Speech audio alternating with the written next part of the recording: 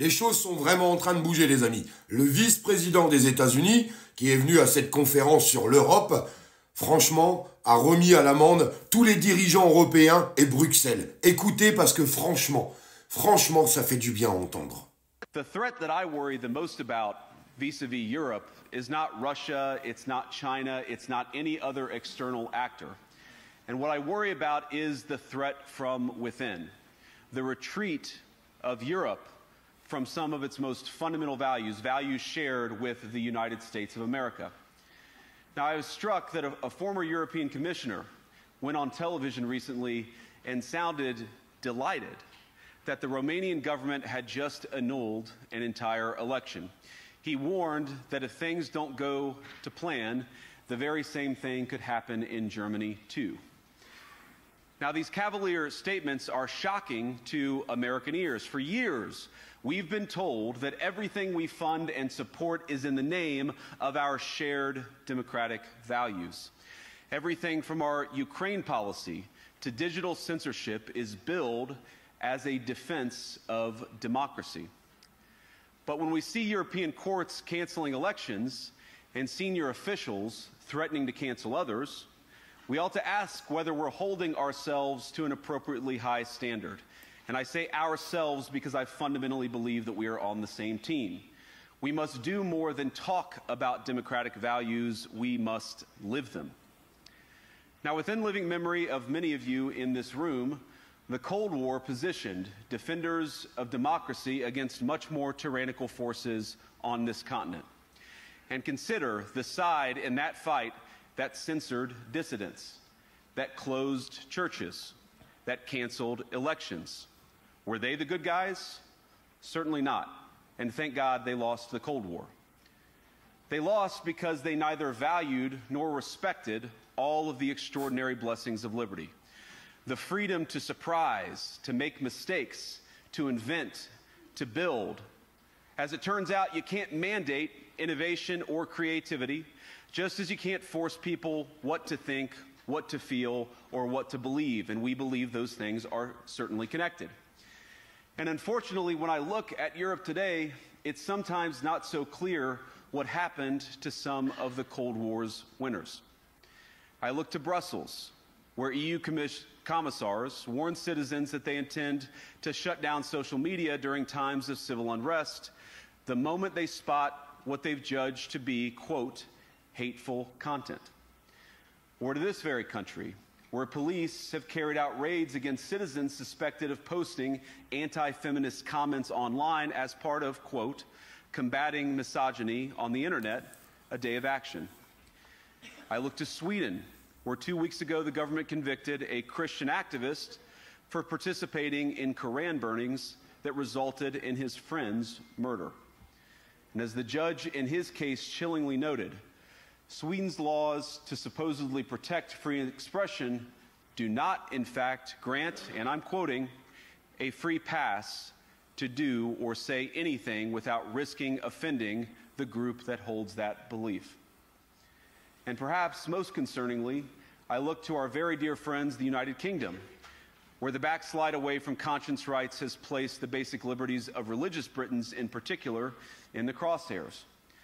A little over 2 years ago, the British government charged Adam Smith Connor, a 51-year-old physiotherapist and an Army veteran, with the heinous crime of standing 50 meters from an abortion clinic and silently praying for 3 minutes. Not obstructing anyone, not interacting with anyone, just silently praying on his own. And after British law enforcement spotted him and demanded to know what he was praying for, Adam replied simply, it was on behalf of the unborn son he and his former girlfriend had aborted years before. Now, the officers were not moved. Adam was found guilty of breaking the government's new buffer zones law, which criminalizes silent prayer and other actions that could influence a person's decision within 200 meters of an abortion facility. He was sentenced to pay thousands of pounds in legal costs to the prosecution. Now, I wish I could say that this was a fluke, a one-off crazy example of a badly written law being enacted against a single person. But no, This last October, just a few months ago, the Scottish government began distributing letters to citizens whose houses lay within so-called safe access zones, warning them that even private prayer within their own homes may amount to breaking the law. Naturally, the government urged readers to report any fellow citizen suspected guilty of thought crime. In Britain and across Europe, free speech, I fear, is in retreat.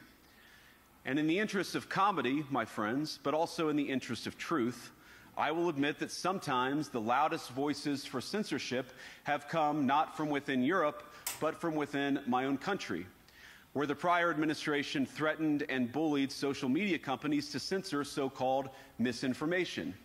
Misinformation like, for example, the idea that coronavirus had likely leaked from a laboratory in China.